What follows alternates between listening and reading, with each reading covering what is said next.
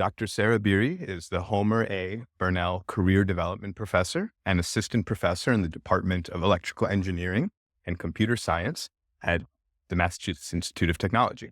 Her research focuses on building computer vision methods that enable global scale environmental and biodiversity monitoring across data modalities, tackling real world challenges, including spatiotemporal calculations, data quality, categories, and a number of other remarkable things. And Dr. Beery is here to speak to us about this field and AI in conservation.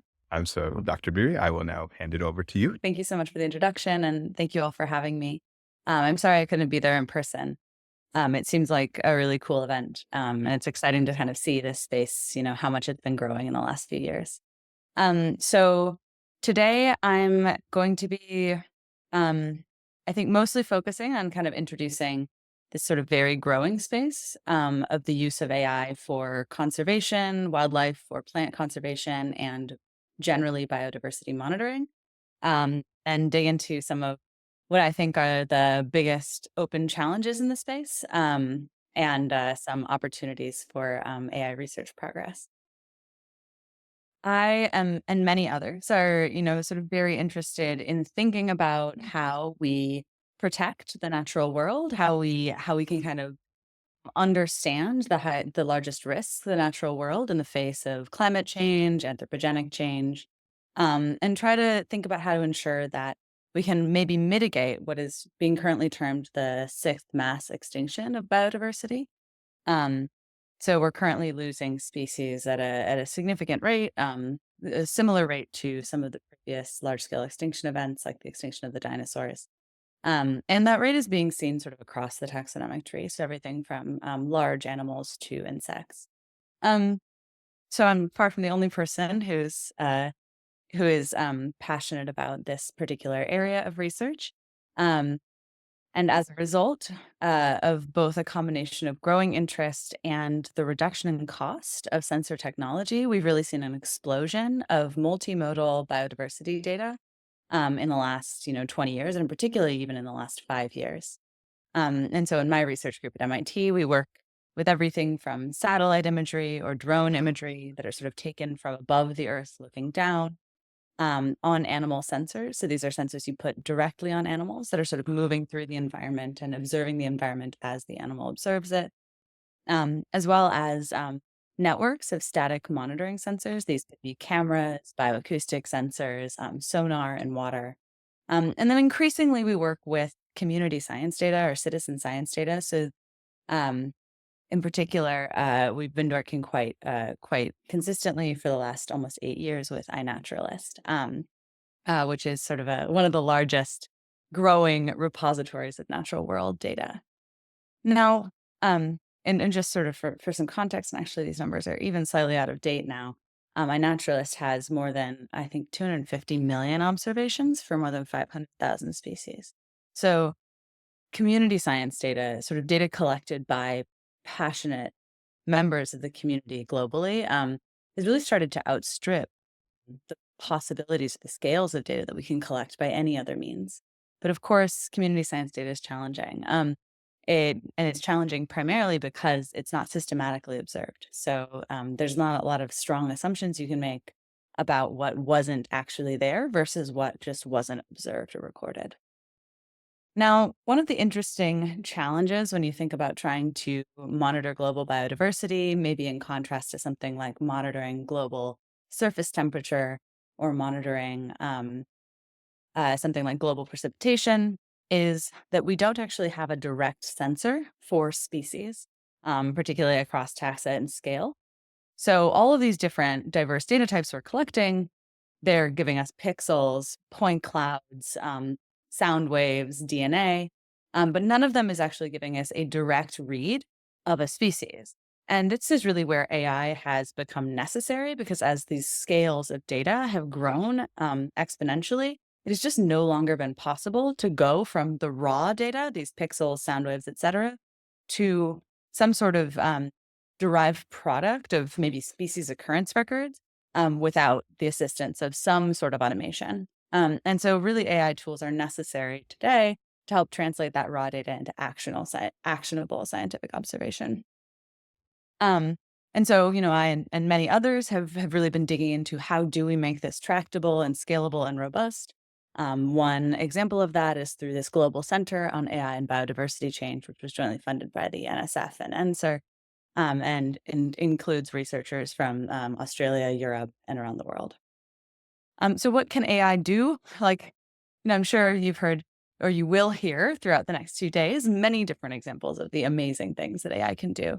But just to scratch the surface in terms of what we actually are demonstrating that AI can do with this type of in the wild biodiversity data, there's been a lot of work showing that in some cases, AI can very robustly recognize species. For example, this endangered Grevy's zebra. AI can even identify individual animals based on biometric marking. So in this case, this is the individual contour of a whale fluke. And then if you can identify individuals, you can do a non-invasive version of mark recapture to get estimates of the animal populations. You can count large groups. This is an example of a migratory bird survey that had been surveyed with drones, where you can then try to very efficiently get an accurate count of very large groups of animals. Increasingly, you can do things like analyze behavior. This has been much, much more deeply studied in the lab settings. So I think there's been amazing progress in neuroscience and biology in terms of monitoring behavior of different species in the lab. But as we move to these more unconstrained settings in the wild, there has been a lot of work. I think there's still a long way to go to get these things to work well and sort of generalize and be accessible. And then you can think about using AI to monitor other covariates. So, for example, Dynamic World, which is a Google product, provides somewhere between 3 days to a week updates of land cover categories for the entire globe at about a little less than a kilometer resolution. And then going beyond that, you can actually think about digging deeper into biology and evolution, doing things like measuring traits of individuals of a species, trying to understand trait variability, and even going back into the historical records. So, for example, this herbarium sheet and seeing how those traits might be changing over time related to perhaps their genetic material.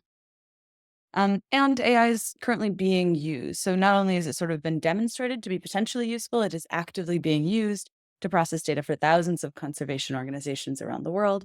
This is a model I developed in an internship at Microsoft back in 2018 called the Mega Detector. That model now processes probably close to 250 million images a year for different organizations. One example is the Idaho Department of Fish and Game uses this to help monitor and make policy decisions for wolf population management. They have about 2,000 actively deployed camera traps around the state of Idaho, and they collect close to 11 million images a year. I've heard that number's actually gone up to now more like 18 million.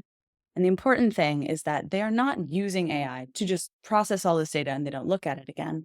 They're really using more of what we'd call a selective prediction system, where they calibrate for every new season and for every camera what thresholds of sort of AI performance they find to be reliable, and they get measures of uncertainty. And then they can extrapolate that so that they can actually sort of only focus their attention on the data that the AI is the least certain about. This means that they are reviewing about less than 15% of the images, and their small team is able to process the data in the year it was collected efficiently. Whereas before they started using AI, they were about 5 years out of date. So this is all very exciting. We're seeing a lot of progress, but now I'm going to get into some of the big open challenges. So one big challenge with biodiversity monitoring is that species can be very similar. What makes a species different from another species can be very subtle, and often it requires a lot of expertise to be able to explicitly identify what are the characteristics of one species versus another that set them apart. So, for example, this is from the wonderful Cornell Lab of Ornithology site, All About Birds, where they talk about, and they even show you for any given species, similar species it might be confused to, and discuss the strong differences between the two. Whimbrels are browner than willets with a clearly down-curved bill and a striped head, right? Um, this type of expertise, because it's hard to curate, and because it's not so common, leads to difficulty being able to actually scale up enough labeled, sort of supervised data to train machine learning models to very robustly identify a species, particularly fine-grained species. And this actually gets increasingly exacerbated when you have fine-grained categories, so one species that looks very similar to another, but it turns out that first species is very common and the second one is perhaps rare or endangered. Because now these machine learning models have a tendency, because they're trained based on likelihood, um, to learn a prior that it's a better guess to guess that common species every time.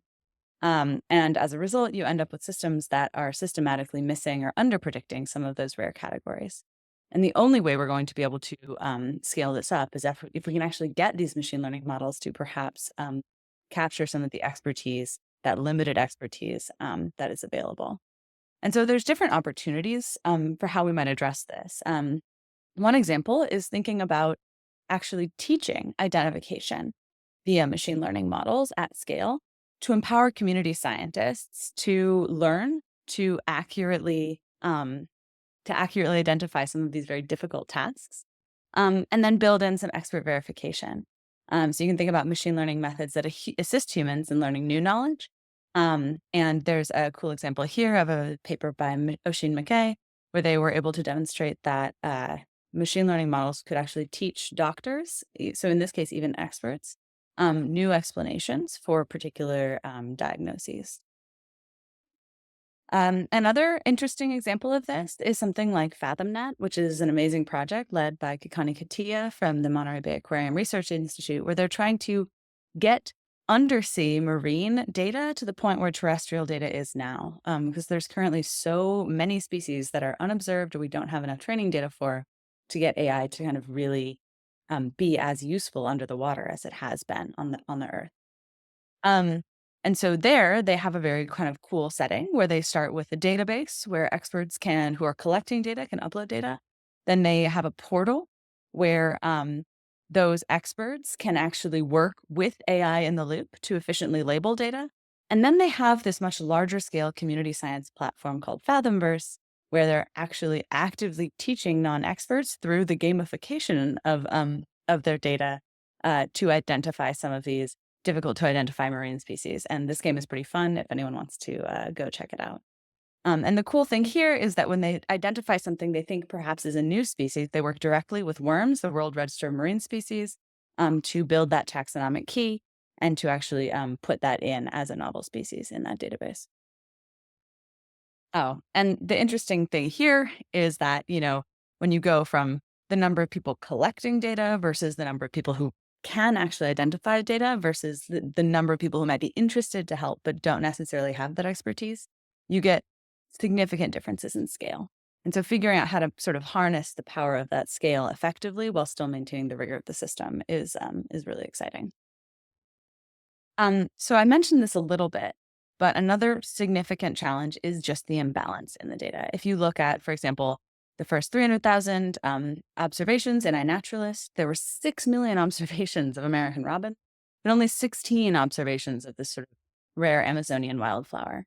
And if you use a rough rule of thumb that you might need something like maybe 100 independent observations of a species to get very good at get your machine learning model to learn it well, which of course there's a lot of caveats to that. You can see that there's really a lot of species in what we call this long tail of the distribution that are not actually going to be recognized robustly. And again, this gets exacerbated or impacted additionally when you have these species that are very fine grained that look very similar to each other, but maybe one is common and one is rare. And so another opportunity that we've identified is possibly enabling experts to interact with and edit synthetic data generation systems such that they could generate accurate and diverse training data for rare species. I think there's been a lot of interest in this area, and I think there's a huge bottleneck at the intersection of what's kind of the um, diversity versus fidelity trade-off. So if you have very limited real data, you can generate data that's quite similar to that, and it will maybe have high fidelity. So it will actually maybe capture the fine-grained characteristics of the species you care about well, but it won't have enough diversity to be significantly more helpful during training. If you try to push the model to be more diverse, it starts losing or actually getting incorrect some of those important fine-grained characteristics of the morphology. So we're looking at different types of expert editing approaches to try to address this and figure out how to harness the power of these generative AI techniques for specifically rare species identification. And so there you can imagine that you kind of build a system where there's a generator, but also an expert in the loop that's able to actually provide some potential filtering or even direct editing um, through different types of mechanisms so that you can improve generated data quality and learn to generate better generators in the first place. And then another opportunity I think here is just trying to come up with mechanisms to prioritize the collection of real data for underrepresented species. Um, and this is because, synthetic data, no matter how carefully curated it is almost never as truly valuable as real data points. Real data points are really the thing that ends up significantly improving performance. And so, actually thinking about mechanisms like, for example, the City Nature Challenge, which is called a BioBlitz that encourages iNaturalist users to go outside and actually explicitly target the collection of nature data within cities on a specific weekend each year. You can think about how do we actually build systems that encourage people to go out and try to collect additional data for some of those rare endangered species. But of course, the caveat is that some of those endangered species are at risk, and encouraging a bunch of people to go trampling around through their habitat looking for them is potentially not the optimal solution. So another significant challenge is that data is biased and the world is changing. So here on the left, we have an estimated map of what's called diversity globally, which is essentially species richness, the number of unique species that exist sort of in any given place on Earth. You can see that most of the biodiversity on Earth is in the subequatorial tropics. And there's not actually a lot of biodiversity necessarily in places like North America or Europe. If you move to the right and we look at the heat map of the species occurrence records in GBIF, which is the Global Biodiversity Information Facility, it's the largest repository of biodiversity data, and it captures over 3 billion records. You can see it's almost anti-correlated, and it's perhaps better correlated with something like GDP, right? So we end up seeing that we have a huge amount of data from certain areas of the world, but it's not necessarily where we actually have the most biodiversity. Now, why is this a significant issue? Well, it turns out another strong assumption and strong open challenge in the machine learning world is when we have to generalize what we call out of distribution.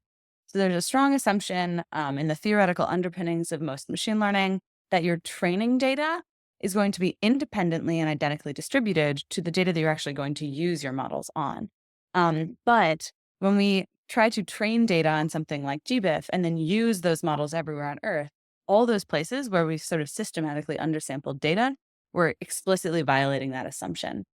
And we're moving to places where the model is likely to perform quite badly. And that's actually been shown sort of systematically across many different areas of research, far from just looking at wildlife and plants, that when asking models to generalize out of distribution, we see significant decreases in performance. Now, this is also challenging because the world is not a constant. So you can imagine, okay, well, we just need to collect more data in those areas where we don't have a lot of data now. But the challenge is that this is an ongoing problem because the world is changing all the time. So even if you had a perfect picture of biodiversity as it exists today, the distribution will be different in the next year. It will be definitely different in 10 years. And even within, weeks and months, you see things like migrations, which significantly change the distribution of species in any given area. And so I think one big opportunity there in terms of machine learning research effort is trying to think about designing models that can actually robustly adapt to change. So here, this is a method that was developed by one of my students for building domain adaptive object detection methods. So object detection methods that adapt to new environments and perform similarly to supervised models in those environments, given enough unsupervised training data. And we've been applying this in a pretty large scale project where we're trying to detect, track, and count salmon in river sonar for escapement estimation. So basically, trying to estimate the number of salmon that are going upriver and making it upriver and not being fished, so that you can get a reasonable estimate of recovery of that species. How many salmon are going to spawn and then be able to return to the ocean and then, do it again in 3 years, come back in 3 years. Actually, they don't return to the ocean, they die most of the time. But I'm not a biologist. Um, uh, anyway, I think there's a huge opportunity to think about how we can develop models that are able to adapt to that change that we see in the world. But of course, the complicating factor here is that it's possible to sort of diverge in some catastrophic way, where then you actually start building a model that's self-supervising and kind of encouraging itself to get worse and worse and worse related to the real observations. So it often is required to have some sort of extra intervention or human supervision onto models like this to try to ensure that they're not sort of catastrophically diverging from reality.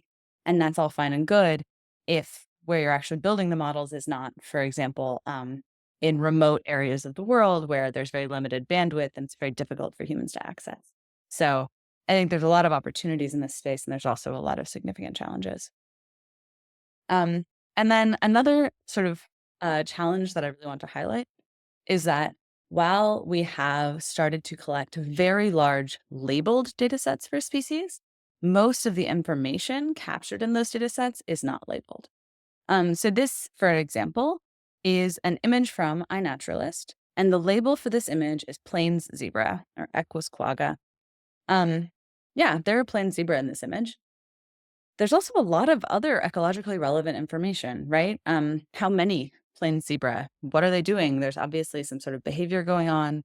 There's also livestock in the image. So this is an example of maybe human wildlife coexistence or conflict, depending. Um, you can look at maybe the availability of food for both those livestock and humans on the ground, or what type of forage that is on the ground. You could think about identifying the individual zebras based on their stripe pattern. And then, there's a ton of information about the ecosystem and the habitat in the background, right? You can look at the health, the type, and the morphology of trees in the background of many naturalist images. And so the question becomes, how do we make the most of the data that we've already collected? Because it turns out that it's usually pretty expensive to collect data. And I think we're really not making as good of use of it as we might be able to. And so, an opportunity there is thinking about building infrastructure or methods that make use of potentially multimodal AI models to allow experts to more effectively and interactively query and discover new things from previously collected databases. So, for example, the 290 species observations in iNaturalist. And as a step in that direction, we published at NeurIPS last year a paper where we developed a benchmark for this type of biodiversity-focused scientific discovery in iNaturalist data, where we worked with ecologists and environmental scientists across a significant diversity of disciplines, everything from marine biology to ornithology to entomology. And we developed a list of ecologically relevant queries. So questions that those scientists would love to be able to answer from ecological data if they were able to surface the relevant information. Um, and then we systematically labeled these over 5 million iNaturalist images so you could actually directly quantify precision and recall. And we find that for some types of queries, there's a lot of potential. And we think, and we have a demo that's actively deployed with iNaturalist. I thought I put the QR code in here, but I didn't. Um, that has been deployed for over a year, and we're currently working in terms of scaling that up actually to the entire iNaturalist data set. But I think there's also still a lot of opportunity in terms of trying to increase the capability of these machine learning models, particularly these vision language models, so that they can better handle the types of scientific expertise that is required to do this type of search effectively. And then the final kind of challenge I wanted to introduce is just the computational cost of AI. And that cost is both financial, but also for certain types of AI, particularly some of these very large vision language models, there is significant climate cost as well. Um, and so, because these AI models require expensive hardware to train and sometimes even expensive hardware to use, it ends up significantly limiting the accessibility of the technology. I work with many organizations around the world, and in most of the developing world, AI is far from accessible and usable, even though the kind of benefits that it might provide in terms of efficiency for the for the people in those organizations are significant. Um, and so this really limits use for many potential users of AI in biodiversity science. And as a result, I think there's a huge opportunity to work on improving smaller AI models, thinking about improving mechanisms of quantization or distillation, trying to get high capacity models with very low computational footprints. One example of this is the AI model within the Seek app by a naturalist was developed by Grant Van Horn, which is able to do, I think, 10,000 way species classification live and directly hosted on your phone.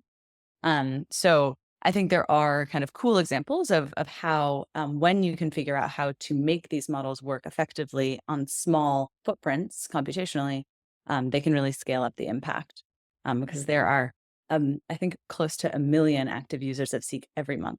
And this would not be true if it sort of required an internet connection or, was much slower. And then going beyond just the idea of trying to make models smaller, I think there's an important kind of distinction here. When we talk about AI capabilities and current AI research, there's a huge focus on building generalist foundation models, models that work everywhere for everyone to do everything. Um, but when you're thinking about efficiency, in Kenya, you don't need to identify bobcats, and in Idaho, you don't need to identify giraffes, right? And lepidopterists don't need to identify sharks, and ichthyologists don't need to identify moths. And so, as a result, what we've looked into is actually how you can further improve model efficiency through joint specialization along with your sparsification. For example, if you only need your model to be good at sharks, it turns out that the model will actually learn to ignore a lot of the red channel. That's an entire sort of dimension of information that's not super prevalent underwater. And so if you're starting from a large generalist model or foundation model, but you need to get it to work for you for a very specific targeted task, which is often what is actually required by most people on the ground, you can actually get that model to be a lot smaller without actually losing capacity. In our experience, it was close to 80% smaller. So if we're thinking about the future of AI and biodiversity, sort of given all of these challenges and what I would pose as opportunities, I would say that one of the significant goals that we need to have is that the technology is accessible, usable, and well communicated. And when I say well communicated, I mean it's important to build intuition in the user communities as to where they should be suspicious of AI technology, what types of things it does not do well, so that they can effectively deploy it and reduce their potential for unintentional misuse. Um, and so, one way that I think we can really help here is by improving our understanding of data valuation in these systems. And particularly when we're encouraging, ecologists on the ground to sort of share data to some central repository, I think it's important for them to understand and for us to understand how, when, and for whom that data sharing actually improves machine learning accuracy and accessibility. Um, because sometimes, we ask, or I've seen organizations get asked to share, hundreds of millions of images, particularly if they're in an area that's of low bandwidth. This is significant financial cost to kind of get that data kind of cleaned up and ready for machine learning. And then in the end, the improvements don't actually translate to any change in their sort of on the ground use. So I think that, and I think many others in the machine learning community recognize that we really are just barely scratching the surface in terms of understanding what data is actually maximally contributing or most important for machine learning training. And I think that digging into this, particularly in the context of these long tail distributions, this distribution shift and these fine grained categories, will be incredibly helpful to increase the transparency and honestly build more trust between the developers and the users of these systems. And then I also think that a very important dimension is building interdisciplinary capacity. So for the last about 3 or 4 years, I've been running a training program called CV for Ecology, and it tries to empower the next generation of ecologists to build their own scalable AI solutions for global conservation challenges.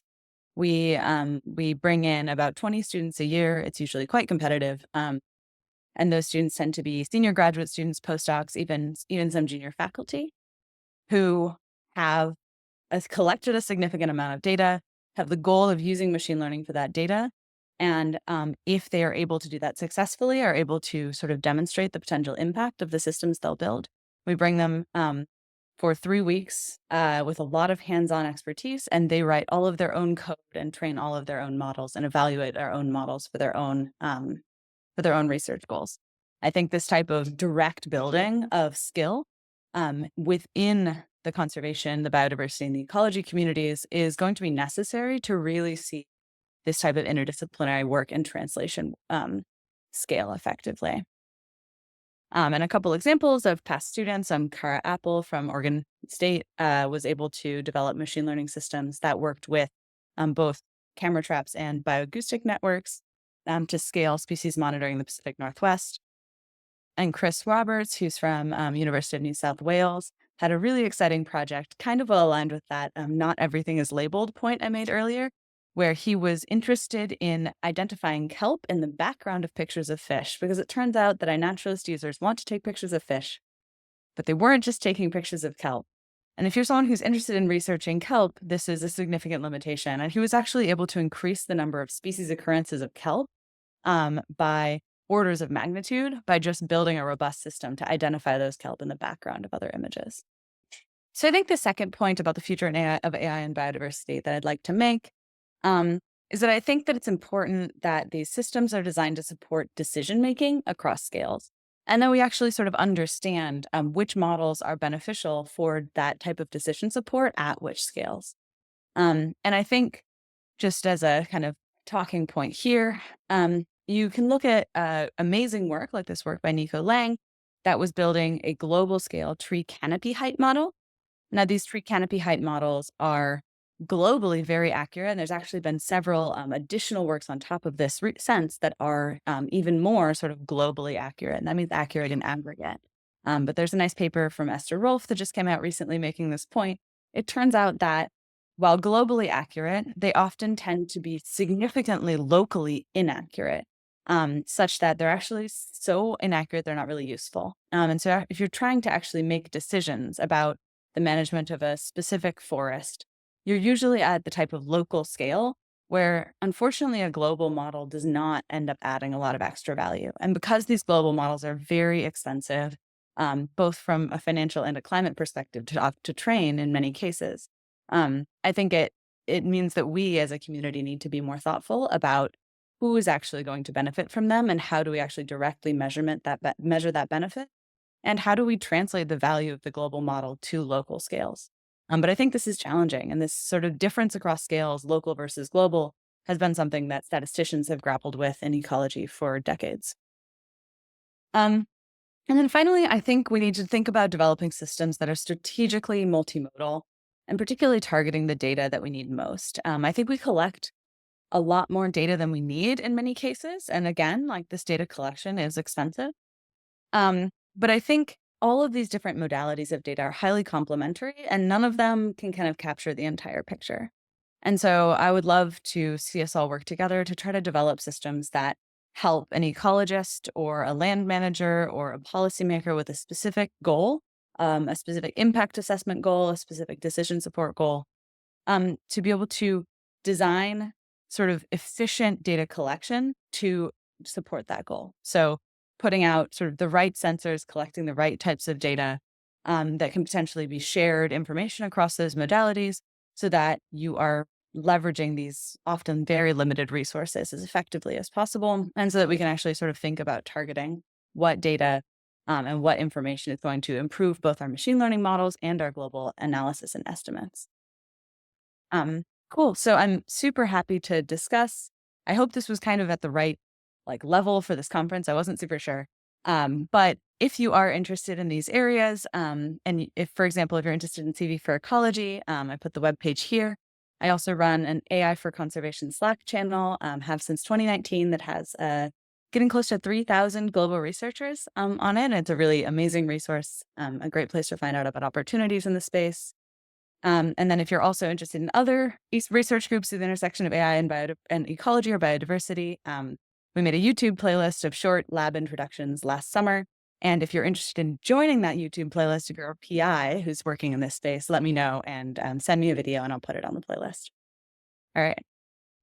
Thank you, Dr. Beery. That was a very inspiring talk and such an important topic. So I'll just ask a first question, and then we have a number of people in the room. So I'll probably end up repeating their question if you can't hear it. So my question is, in a computational sense, phrase machine learning in the wild has been a goal for a long time, sort of, not supervised learning. Hmm. So are there challenges in AI for conservation that the field can uniquely solve that translate to other fields and sort of vice versa? Are you hoping AI advances in other fields will enable what you're doing to be done at another level? Yeah, I think that there is a huge amount of value in what I'd call application-driven innovation in machine learning. I think that the machine learning community, unfortunately, can often end up in almost like an echo chamber, where everyone agrees that there are like this specific set of problems that are the important problems, and they don't see that actually there are a lot of open challenges unless there are people kind of bringing those challenges in, demonstrating the failure modes of current technologies, in specific use cases, and then framing them as problems that the community can actually start to address. And so I think, one mechanism for this historically has been the development of benchmarks or novel metrics, that point out explicit failure modes. But I also think uh, I think that there's a lot of broad applicability when you start moving to these type of application areas, often because there are shared structures. So one example of that, a similar benchmark, is a benchmark that I and many, many others put together a few years ago called Wilds. Um, that was the first benchmark that was explicitly demonstrating real world distribution shifts. So previously, there'd been a lot of benchmarks doing something like MNIST and then MNIST in a different color. Like, can you still recognize the digits? Or what if you take the digits in MNIST, which is if for those who are not machine learning people, a very famous, very early machine learning data set to recognize handwritten digits that are like black and white. Now, what if you take those digits and rotate them like 90 degrees? It's like, sure, I mean, those are examples of distribution shifts, but they're far from the complexity of the distribution shift of trying to recognize a coyote in the desert and then recognizing those same coyotes in urban environments. And so I and many others put together these real world demonstrations of these types of machine learning degradations in applications from wildlife, but also healthcare, Wow. comments on Amazon, molecule structures. And so, you really start to see that actually across the board, this out of distribution generalization problem is a challenge. And actually, even in my own lab, sometimes I hire students who have a really great track record in another strongly applied domain. I find it's much easier to take someone who's been very successful in sort of developing new methodology and, for example, AI for healthcare, and then bringing them to AI for ecology than it is taking someone who has kind of like a classical machine learning experience where they're working with standard data sets and like maybe proposing like a tweak to a loss function and they haven't really grappled with like the messiness of real world data, getting them to kind of shift to like working on real problems and kind of the challenges that come along with it. It's Great. easier, I think, to translate across application areas. That's great. And we're really diving into the in-depth technical things there. So thank you. I'm going to start taking some questions. Right. Hi, Sarah. Yeah, this is me. So, I just wanted to ask a question. You talked about some challenges, particularly in LMICs, in terms of access to some of these devices and also training and capacity building.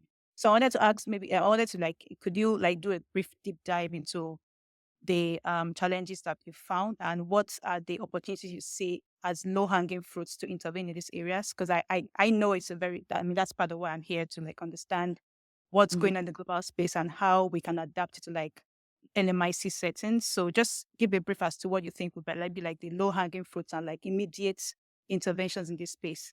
Thank you. Yeah, I mean, unfortunately, I think capacity building isn't a low hanging fruit. I think there's been a lot of really nice progress in what are called like no code tools, and actually the ability to kind of spin up no code tools that wrap around machine learning models and enable someone who doesn't have experience with programming or data science to run a machine learning model on their data. That's really scaled up. But I think, unfortunately, just the use of a no-code tool is often insufficient. So usually for any given problem, what we found is that you need to actually start to make changes to the model. You need to adjust perhaps how you're using the model, or you need to be able to dig in a little bit under the hood, even just to understand, some sort of striated evaluation. Is your models consistently failing on certain demographics? Um, and once you start trying to dig a little bit under the surface, those no-code tools become super limiting. It's very, very difficult to like get through the layers of kind of abstraction that have been built in, and particularly for someone who doesn't have programming experience. So I think the development of no-code tools is a huge benefit for accessibility in this space.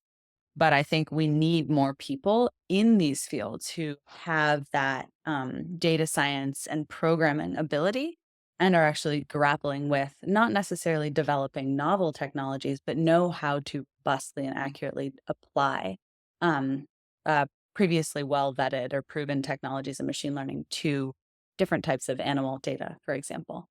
And that's where something like the CV for Ecology program can really come in. But it doesn't scale super well. We teach people a lot in 3 weeks, but we have like 8 instructors for 20 students, and it's like incredibly beneficial. But figuring out how to get that to scale has been hard. So one example is we're taking some of those that curriculum that I've developed, and it's being taught as part of the new AI for Science Master's program at the African Institute of Mathematical Sciences, trying to meet people on the continent where they are. And then we're also doing something similar with folks at IIIT Delhi in India. So trying to kind of almost think of like franchising the curricula and how do we kind of bring those capacity building efforts globally. Yeah, that's incredible. And if I may just say for myself, I joined your AI for conservation Slack, and it seems you've just done an incredible job at all levels of building community. So we Oh, hope to keep that's very doing that. nice. Just so you know, that was like it was a horribly selfish effort starting that thing. I found out about a workshop after the deadline, and I was like, "This is so annoying. Why is it so hard to find information?" And I started a Slack channel. So Well, I don't know if I things can that take full frustrate credit. you, you sometimes solve. Um, Hello, my name is Tyler. Tyler? I'm a research associate working in data and ecology, and I was just curious. You were talking a lot about the access to data that we have, and we do have a lot of valuable data. Um, However, we might have a limited domain understanding of that data that we're working with. So, do you find that like the access to more data is more valuable, or the actual understanding of what that data represents, and like maybe perhaps auxiliary tests metrics to ensure that your models are training better? Yeah, it's kind of a complex question. I would say that in my experience, more data is not always better. And actually, those lessons have started to be kind of vetted in the broader machine learning community as well. So there's a recent, very large scale competition called Data Comp, where the goal is to train a model using the best selection of data from a huge pool of data that's probably somewhat weakly labeled, maybe noisy, maybe not super labeled super well. And I think that very well matches the scenarios we often see in ecology. I've never had an ecologist give me a data set and they'll swear, you know, 10 times to Adam that it's 100% accurate. They've very carefully checked everything. And it's always like about 10% error rates. It's just really hard to label millions of images accurately.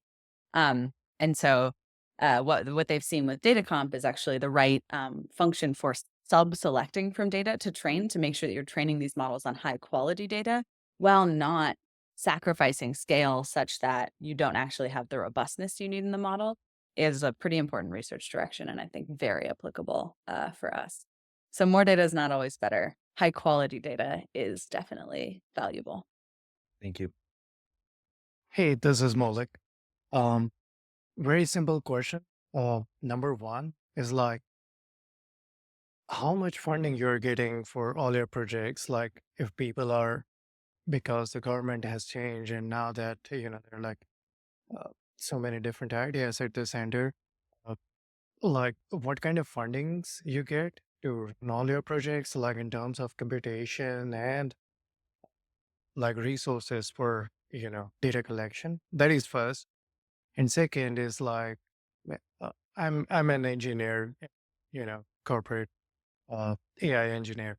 Uh, if I were to contribute to some of the projects you're already building, What is the best way? Like, what are some open projects which I can look up to where I can just jump in and where there is more requirement for contribution? Thank you. Yeah, those both are really great questions.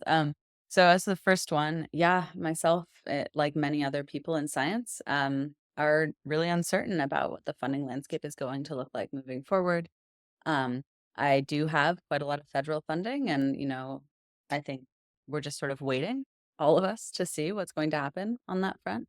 But I have also sort of been careful to be diversifying the funding sources I was getting from the beginning. So, and I've been lucky to be quite well supported through MIT and also through some of MIT's corporate partnerships with places like Google, IBM, as well as getting some funding from foundations. And specifically, I think as someone who is first fundamentally, from a methods perspective, an AI researcher, I know that I'm very privileged that there's a lot of different alternative funding mechanisms for AI that might not be accessible to people who are more traditionally college. Thank you, Doctor. We're about to end the session, but if I may ask one last question. Yeah. What does superhuman performance in your field look like? What's something that, protein folding is solved? What is Yeah. such? Yeah. Okay. So the second question the previous guy asked, if you join that AI for conservation Slack, there's constantly people posting looking for help, assistance. I think there's a lot of opportunities to get involved and find projects. So that's a great point. In terms of superhuman performance, so I think that there's a lot of stuff that humans don't know how to do, but I think is possible. So one thing where I'm kind of betting like on the future, I suppose, is that I think we'll be able to identify individual animals without biometric markings. I think that with the right training data, machine learning models would be capable of doing something like accurate population estimates from just, pictures of deer. And that's something that, currently a human can't do it, but I do actually think that there's subtle differences that are kind of the type of things that machine learning is well posed to capture. Then another kind of superhuman performance thing is these are very complex systems. You're thinking about entire food webs, like the interaction with climate change. I really hope that we start to see machine learning models that are really able to actually not just predict, but also mechanistically understand the underlying components of those systems in a way that actually influences and uh, unlocks sort of new understanding in us. And I think that's closer to AlphaFold because what AlphaFold does is it's not mechanistic understanding, but AlphaFold gives you hypothetical possibilities that you can then go out and design studies to test in the real world. But they do that in a really nice prioritized way. So maybe we can kind of build systems similar to AlphaFold, but thinking about global scale biodiversity, where then we can design the experiments to go test the sort of mechanistic relationships that are proposed by those models. Amazing. Thank you so much. We look forward to following your work and hopefully all getting involved with it in different ways. And Awesome. thank you for joining the AI for Animals conference today. Have a Yeah. great Good luck with the rest of the conference. Have fun, yeah. everyone.